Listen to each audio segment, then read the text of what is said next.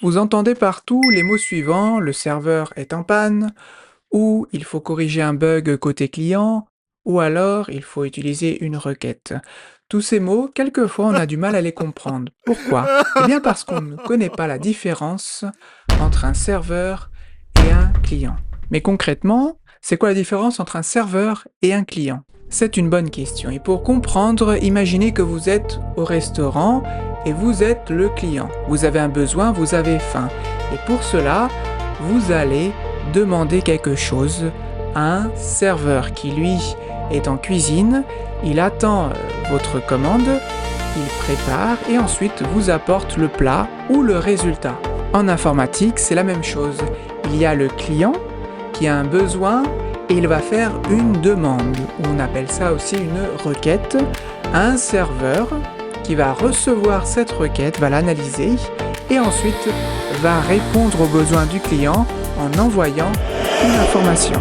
Maintenant, essayons de comprendre ensemble ce qu'est concrètement un client. Contrairement à ce que l'on pense, le client n'est pas forcément une personne. C'est souvent un appareil ou un logiciel. D'une certaine manière, le client, c'est l'interface entre vous et le service proposé par un serveur. Par exemple, le client peut être votre smartphone, votre ordinateur ou même votre montre connectée. Et à l'intérieur, pour interagir, il y a un logiciel. Votre navigateur web, votre application Spotify ou même Instagram. Ainsi, le rôle du client est très simple. Il envoie une requête à travers le réseau pour obtenir une réponse de notre serveur. Et maintenant, on va passer au serveur. Qu'est-ce que c'est? Dans l'imaginaire collectif, c'est une machine mystérieuse dans une salle sombre et froide, et c'est souvent vrai. En fait, un serveur, c'est avant tout un ordinateur très puissant conçu pour fonctionner 24 heures sur 24.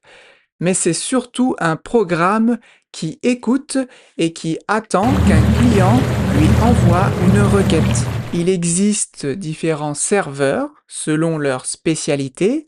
Par exemple, il existe des serveurs web. Ils stockent des pages des sites et ensuite les envoient au client ou au navigateur. Petite parenthèse, si cette vidéo vous plaît et que vous souhaitez aider cette chaîne, n'hésitez pas à vous connecter et à mettre un pouce bleu. Un point clé à retenir concernant le serveur, c'est qu'il peut servir des milliers de clients en même temps. C'est pour cette raison qu'il faut un ordinateur puissant, avec beaucoup de puissance, processeur et mémoire RAM. Prenons un exemple et voyons comment il communique. On appelle ça le cycle requête-réponse. La requête. Votre client, le navigateur, envoie un message. Et serveur de Google, envoie-moi ta page d'accueil. Le traitement ensuite, le serveur reçoit la demande, vérifie si la page existe et la prépare. Ensuite, il y a la réponse. Le serveur envoie les données, HTML et images.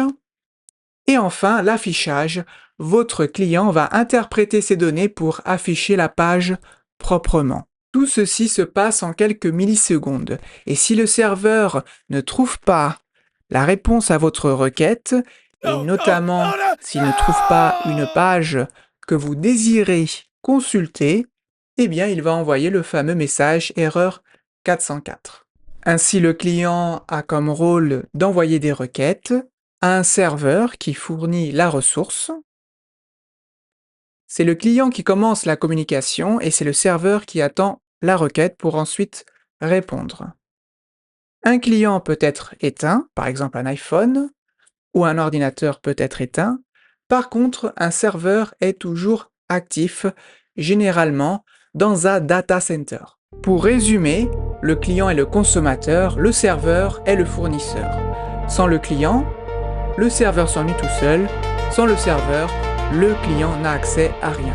En parlant de serveur, si vous désirez gérer un serveur facilement, vous pouvez utiliser Docker. Et si vous ne connaissez pas Docker, n'hésitez pas à consulter la formation gratuite que j'ai faite. Elle est disponible dans un cours dans YouTube.